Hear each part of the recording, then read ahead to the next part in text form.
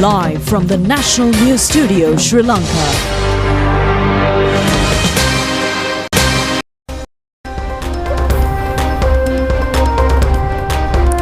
Hello, good evening. Coming to you live from the National News Studio. Welcome to the news. My name is Clifford Richards. And I'm Sharon Mascarenhas. First, it's a look at the day's headlines.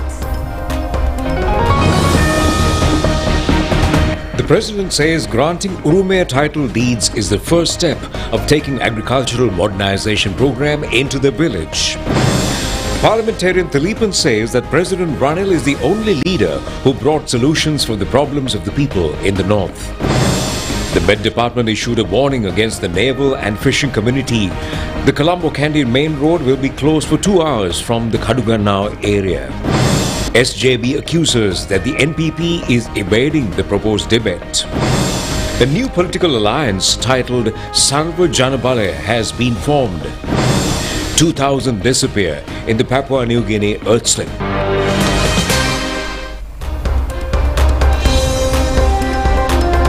Moving on to the stories in detail. Well, President Ranil Wickremesinghe emphasizes that the Urumaya land deeds as key to kickstarting the village agricultural modernization program. He made these remarks yesterday to distribute 700 freehold land deeds across 4 divisional secretariat divisions in the Baunia district and 5 divisional secretariat divisions in the Mana district as a part of the Urumaya program during a ceremony at Moyo Festival Hall in Baunia. Under the initial phase of the Urumaya initiative, a total of 5,400 freehold deeds are slated to be distributed to the Baunia and Mana districts. In his address at the event, President Ranil Wickremesinghe emphasized that the provision of these Urumaya freehold land deeds marks the commencement of the agricultural modernization endeavor. The President emphasized that within the agricultural modernization program, modern farming techniques will be introduced to rural areas within the next 3 years. President Ranil Wickremesinghe said that since 1935, individuals were issued land licenses for agricultural purposes and housing construction without actual land ownership rights. He said that hence he made the decision to grant them freehold land. Despite concerns raised by some about the possibility of land sales due to this initiative, the President has faith that you will not seek to sell the land after 2 generations have benefited from it. He said that the populace has endured considerable hardship in the past and exacerbated by the COVID-19 pandemic and economic turmoil. As a result of this crisis, approximately 70% of the country's population saw a decline in the value of their properties. However, with the issuance of freehold deeds today, the value of your land is poised to increase. It is imperative that you utilize these lands to foster modern agricultural practices, thereby boosting the production economy of the country. The President added that your contribution in this regard is vital, particularly during the times of economic distress. The President also said that it is worth noting that upon the completion of the Malwatuoya project, agricultural cultivation in the Mana district will be significantly facilitated.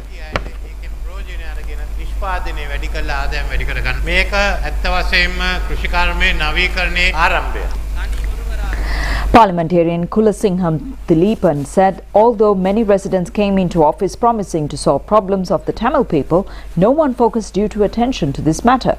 Even amidst an economic crisis, President Ranil Wickremesinghe has taken measures to solve many problems of the people in the north. President Ranil Wickremesinghe says that the strongest health service after Colombo has been provided with the northern province. He made these remarks participating at the inauguration that was the newly built cardiology and also the nephrology units at the Vavuniya District General Hospital yesterday. These units, constructed with the support of the Netherlands government, represent an investment of 3,329 million rupees. The project commenced in 2019 during President Wickremesinghe's tenure as Prime Minister. 3-story facility includes a comprehensive range of cardiology services, including cardiology unit, cath lab, cardiothoracic center, cardiac ICU, echocardiography, and exercise ECG, ambulatory BP monitoring, and ambulatory ECG monitoring unit. The nephrology services feature a dialysis unit, a scan room, and procedures room for the kidney patients, along with a dedicated surgery unit. During the inauguration, the President unveiled a plaque and also toured the state-of-the-art building, which houses both the cardiology and nephrology units. Addressing the ceremony, the President emphasized the government's commitment to enhancing the health facilities supported by the government of the Netherlands for the benefit of the northern provinces' residents. With the opening of this unit, we have considerably strengthened the health services in the north. There's one more to be done, not with the Netherlands government, when the government of Sri Lanka will renovate and develop the district hospital of Manor. But what we have done, I'm happy that Dr. Satyalingam is here because I know the role he played, and as Prime Minister and Minister in charge of external resources, I had to deal with the Netherlands government to give the okay. And of course, I think the Chief Minister himself also intervened on this issue. I never expected that I would have to come and see the completion of it, but thank you. Thank you to the Netherlands government for the patience for what you have done. One, you have strengthened the health system in the northern province, especially in Jaffna, strengthened the Point Pedro Hospital.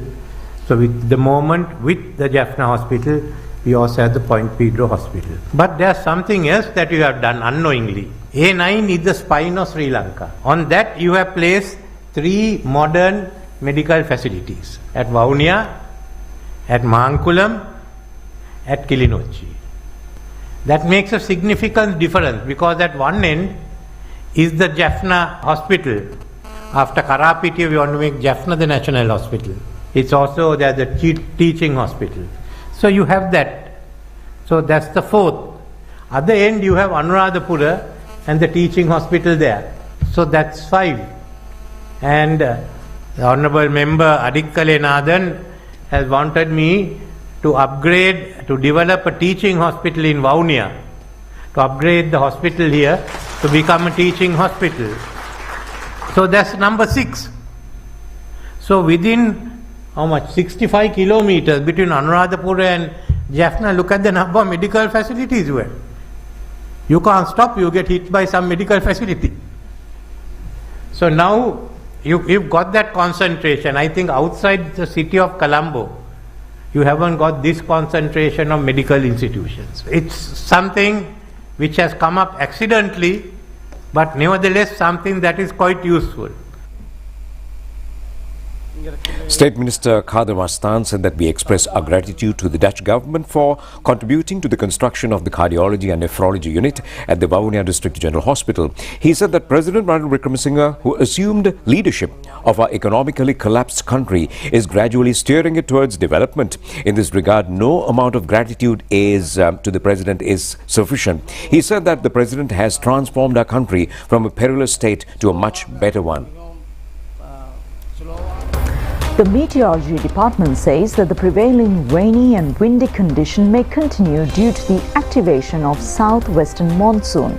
Accordingly, rains exceeding 100 millimeters may occur in some places of the western and Sabaragamuwa provinces and in the Nuwara district.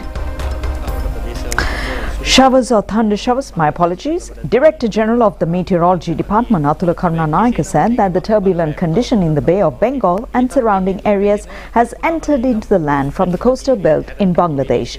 Due to the indirect influence of this situation, rainy and windy condition will prevail further in the island. Accordingly, the windy condition is increasing in the coastal areas from Trincomalee to other coastal areas around the island. Wind speed can increase up to 60 to 70 kilometers per hour. 11,548 families in 176 divisional secretariats belong to 20 districts have been affected due to the inclement weather. The Disaster Management Centre announces that 7 have died and 43,792 persons have been affected by the inclement weather. The Sri Lankan Navy has started relief work for the people affected by the overflowing Katupitiya Oya at Madampe in Puttalam. The Sri Lankan Navy announces that 41 Navy relief teams have been prepared to provide relief to the affected people throughout the island. State Minister of Defence Pramita Bandara Thennakoon said that a special program will be implemented to remove the highly vulnerable trees identified in the Colombo municipality area. Sri Lanka Army Civil Defence Force will be deployed for this purpose under the total supervision of the Colombo Municipal Council. This program is to be implemented within the next few days. මත මෙම කටයුත්ත ඉදිරි දින කිහිපේ අපි ක්‍රියාත්මක කරන්න බලාපොරොත්තු වෙනවා. මාධ්‍යයේ විවිධ තොරතුරු පළ වෙනවා. විශේෂයෙන් අපි මාධ්‍යයෙන් ඉල්ලා සිටිනවා මෙම තොරතුරු ජාතික ආපදා කළමනාකරණ මධ්‍යස්ථානයේ සහ සහන සේවා මධ්‍යස්ථානයෙන් ලබා දෙන තොරතුරු පමණක් ප්‍රචාරණය කරන්න කියලා. මොකද සමහර මාධ්‍ය මගින් ප්‍රචාරණය වෙන දක්ත වල නිවැරදිතාවයක් අපිට පේන්නේ නැහැ. The National Building Research Organisation announces that the Kandy-Colombo main road will remain closed for 2 hours from the Kadugannava area tomorrow morning. During this period, risky earth mounds and boulders close to the main road will be removed. Senior geologist of the National Building Research Organisation, Laksari Indra Tilaka, said that a tree at the lower Kadugannava area fell down due to the heavy rains and windy condition. After falling off this tree, some boulders have become unstable. Plans are now underway to prevent these two boulders falling into the main road. Finally, the boulders would be crushed and removed from the area. සැලසුම් කරලා තිනවා. ඒ අවස්ථාවේදී මාර්ගයේ ගමන් ගන්නා වාහන සහ මගේ ජනතාවගේ ආරක්ෂාව පත රැ දෙක තුනකට වාගේ කාලයකට මාර්ගයේ වසා තබන්න පුළුවන්. බදුල්ල දිස්ත්‍රික්කයේ ඇල්ල කරඳගොල්ල මලිත්තගොල්ල කියන ප්‍රදේශයේ පෞද්ගලික දවස්වල ඇති වෙච්ච නායයම සක්‍රීය තත්ත්වයේ තිබ්බා. ඊයේ නිරීක්ෂණය කරන විට එම ප්‍රදේශයේ යම් වියලි තත්ත්වයකට පත් වී තිබෙනවා. සක්‍රීයතාවය ගොඩක් වෙලාවට අඩු වෙලා තියෙනවා. Water level of many major reservoirs and rivers in the island have risen. The irrigation department therefore requests the people living close to the river banks of Kalu, Maguru, Kuda, Ging and Nilbala rivers and the Attanagaluoya to be vigilant on the rising water level. Cascading water currents can be seen in the eastern slopes of the central hills due to the prevailing heavy rains, and the Gurugal Oya reservoir located between the Kandy and Nuwara district is overflowing these days. The overflowing water flows to the Victoria reservoir through Ma Oya and Pallamoya. It is reported that many people arrived in these areas to view these picturesque scenes, and the Kadugas Hinna waterfall close to the Rikilagaskara road, which is 50 meters high, is actively cascading these days. By considering the prevailing situation around the country, 19 districts were affected since the 15th of this month, and more than 47,000 people been affected so far.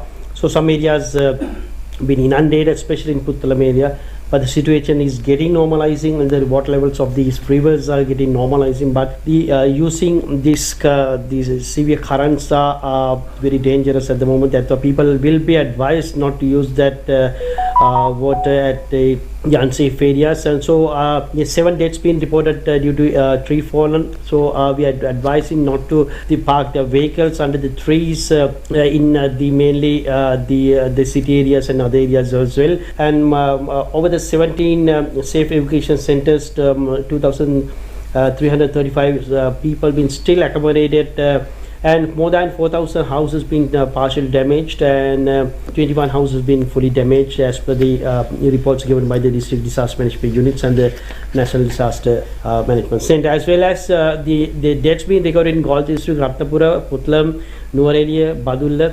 The spill gate opening being recorded in 3 areas, especially in Daduroya and Kukuleganga and Polgolla. People are living at the under irrigation canals. Beside the irrigation canals has to be well vigilant with that situation. Very strong currents are passing in that particular areas as well. So NBRO that they have given the warning over the possibility of the landslide in Colombo and Gampaha, Kalutara, Kandy, Kergol, Nuwara and Ratnapura. Well, inclement weather and dengue is raising its head again. The National Dengue Control Unit says that there is a growth of dengue cases, particularly in the country this year, and 24,481 cases have been reported throughout the island so far this year. And meanwhile, the director of the unit, consultant Dr. Sudat Samaravira, says that a dengue control week is underway since yesterday. Director of the National Dengue Control Unit, consultant Dr. Sudat Samaravira, says that the spread of dengue cases can be controlled if the mosquito breeding is prevented. There is a tendency in increasing dengue cases during the monsoon rainy season. Therefore, a dengue control week has been declared from the 26th of May to the 1st of June. This is effective in 71 MOH areas in 15 districts. Measures have been taken to fumigate the areas where mosquito breeding is high. අපි බලාපොරොත්තු වෙන සෞඛ්‍ය වෛද්‍ය නිලධාරී කොටස 71ක මේ විශේෂ Samagijana Balavegya parliamentarian Nalin Bandar accuses that the National People's Power evade the proposed debate. He points out that the intervention of independence groups is an essential factor to hold the debate. Samagi Jana Balawegaya parliamentarian Nalin Bandar said that days have been fixed for the debate of the economic councils. The next 5 days starting from today have been allocated for this purpose. However, the National People's Power has not expressed any response regarding this matter. Samagi Jana Balawegaya will not allow the National People's Power to miss this debate. The SJB has also informed the independent parties like Bar Association to mediate to conduct this debate.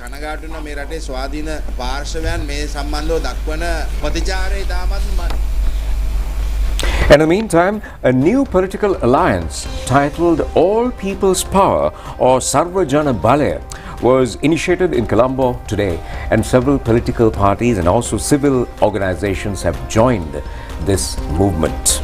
The new alliance was launched under the theme, A Country Developed Collectively and a Nation Full of Happiness. National Freedom Front representing Uttaralanka Sabahage, Communist Party, Democratic Leftist Front, Pivituru Hela Urume, Yuthukama National Organization, Maubima Janata Party and Independent Parliamentarians Forum have joined the new alliance. They also signed a convention comprised with 10 basic policies. Parliamentarians Vimal Veeravansa, Uday Gammanpilla, Channa Jayasumana, Gevindu Kumaratunga and also entrepreneur Dilip Javira and many others were present at this occasion. Minister Dr. Bandula Guruvardhana says the Economic Transformation Act has been planned to provide required powers to the Parliament to be accountable for loans obtained from foreign countries. The minister stated that a government cannot be maintained without international support. Reconstruction of the Sangabo Mawatha and Galvilwatta in Homagama started today under the patronage of Minister Dr. Bandula Guruvardhana. This road construction work is effective under the national program to renovate 1,500 kilometers of rural roads. The construction work is scheduled to be completed without delay under the supervision of the Road Development Authority. Dr. Bandula Guruvardhana said the government cannot evade paying these loans back. If the country fails to pay back loans, the creditors will take legal action against Sri Lanka.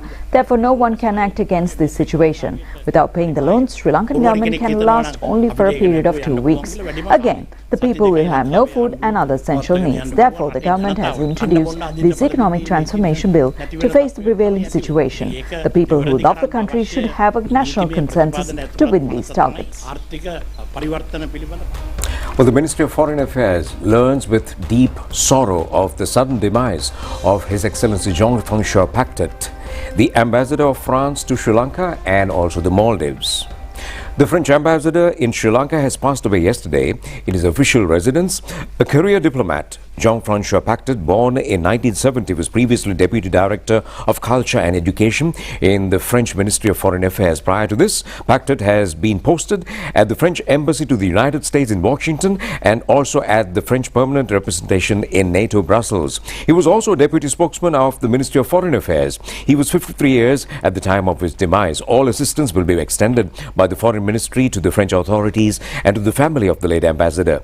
The ministry is in close coordination with the French Embassy in Sri Lanka at this time of grief. The funeral arrangements will be notified by the authorities in due course. Here's more local news in brief. International Vesak Festival was held at the White House in America on the 23rd of this month with the participation of Theravada and Mahayana Buddhist monks. This Vesak Festival was held at the US President's official residence for the 4th occasion this year. In the injunction order issued against Vijayadasa Rajapaksa functioning as the acting chairman of the Sri Lanka Freedom Party has been extended up to the 27th of this month by the Colombo District Courts. The youth get-together organised by the United Youth Forum was held at the Samanpura Sports Complex today. Chairman of the forum, Sudat Chandrasekhar, said the country is now getting out of the economic bankruptcy due to the correct vision of the President Ranil Wickremesinghe. The chief ally of the Dubai, Tharanga Walapalhamu, has been taken into custody by the Kalathura Crimes Division. Dubai Tharanga is accused of functioning drug smuggling in Sri Lanka, hiding in Dubai. With the arrest of the ally, a stock of drugs worth 50 million rupees has also been seized. Nadun Chintaka Vikramaratna, who is now detained as an old prison in Tangol, has requested the courts to allow him to talk with his child through Skype technology. Colombo High Court Judge Damit Thoravatta told the courts cannot issue an order regarding this matter. Final rites of veteran musician late Ananda Pereira will be held at Mahayava Urban Cemetery in Kandy on the 29th of this month. That was a look at local news. Stay with us. Foreign news is coming up next.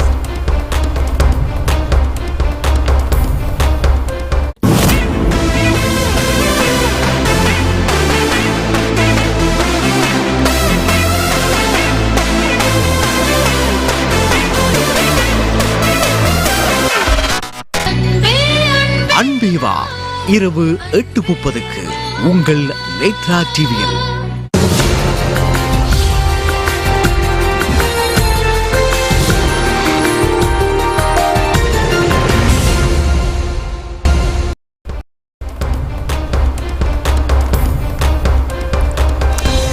And to bring you foreign news now, more than 2,000 people is believed to be buried alive by a massive landslide in Papua New Guinea. The government stated today as the treacherous terrain and the difficulty of getting aid to the site raises the risk of few survivors will be found. The National Disaster Centre raised the number of suspected buried to 2,000 in a letter to the United Nations released today but dated yesterday. A separate United Nations agency put the possible death toll much lower at more than 670 people. The landslide crashed through Yambali village in the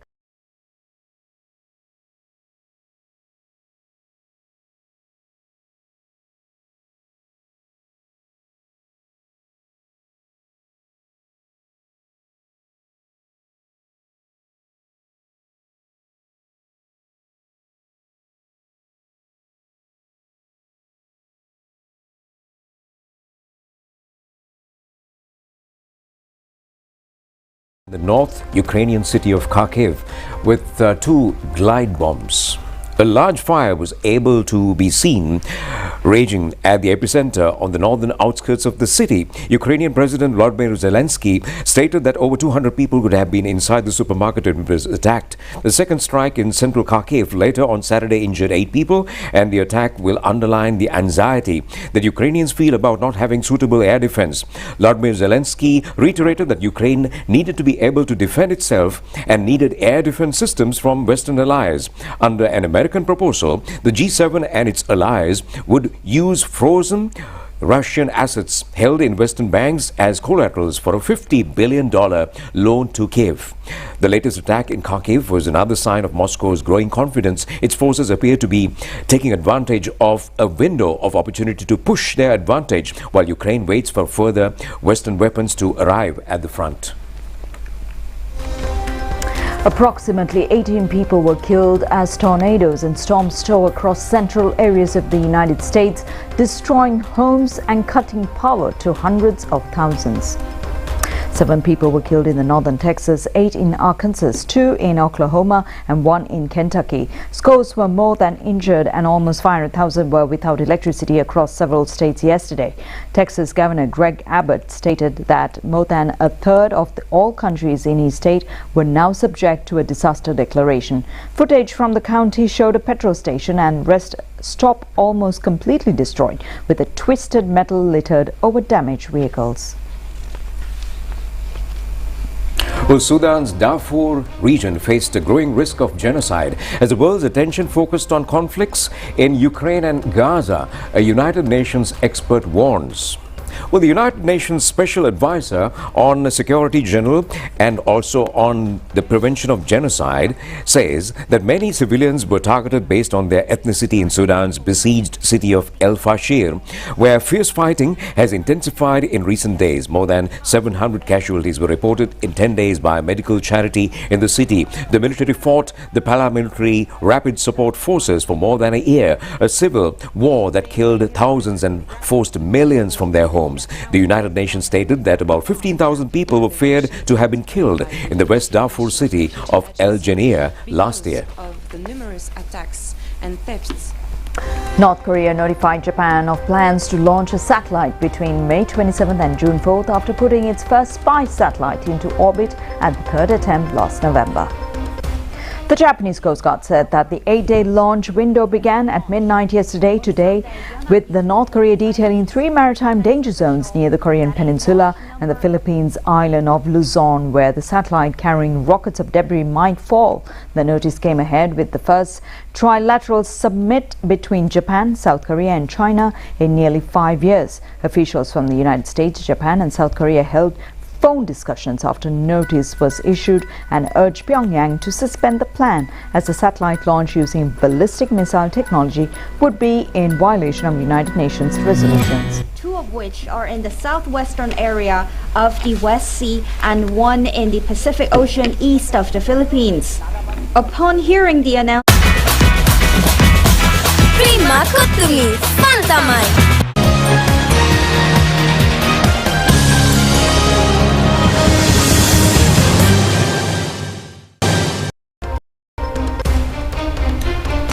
We take a look at sports news now. All good news as the Sri Lankan athletes who won medals at the World Championship Paralympic tournament returned to the island last night. And Sri Lanka won a silver medal and also 2 bronze medals at this tournament.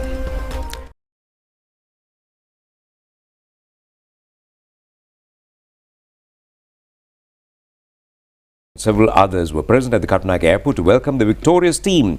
Samitha Dulan was able to win a bronze medal at the F64 category javelin throw event, and his throw was 66.49 meters. It is significant that he possesses a world record of the event in the S44 category. Meanwhile, Palitha Bandara won the bronze medal with 14.27 meters in the F42 category putt shot event. The other bronze medal was won by Nuwan Indika in the F44 category in the 100 meters running event. He finished the event in 11.83 seconds. Meanwhile, the silver medal was won by Dinesh Priyantha, and it was cancelled following an objection posted by the Indian Paralympics Committee. Para-athlete Samitha Dulan said that he was very happy to bring a victory to the motherland, and he says that the only hope is to win a gold medal at the Paralympics tournament in August. Para-athlete Nuwan Indika says that he has achieved results of the challenge he has been facing for over several years with proper training. He said his aim is to win a medal at the Paralympics tournament.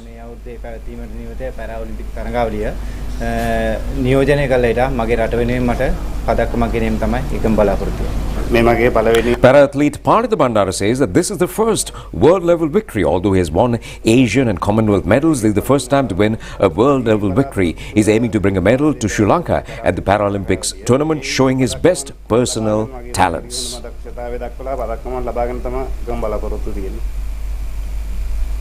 Chairman of the Sri Lanka Paralympics Committee, Deepal Herat, says that Dinesh Priyantha got the permanent classification at the F46 category in 2014. Since then, for over 10 years, he's engaging in training activities. Now his disability has completely improved. Therefore, he lost the medal opportunity at this tournament. As well as disciplined player, he accepted this situation. He was also disqualified for this year's Paralympic tournament since his ailment is now fully healed. Kolkata Knight Riders became the champions of the Indian Premier League cricket tournament this year. They defeated the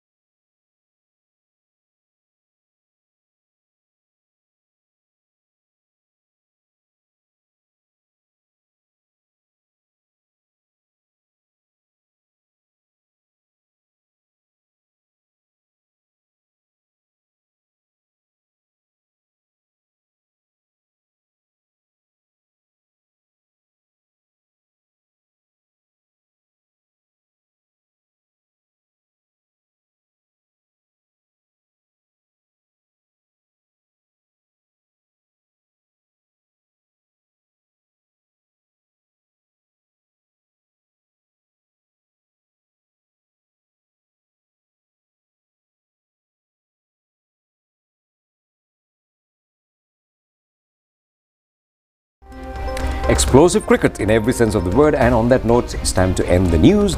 This is Clifford wishing you a good night.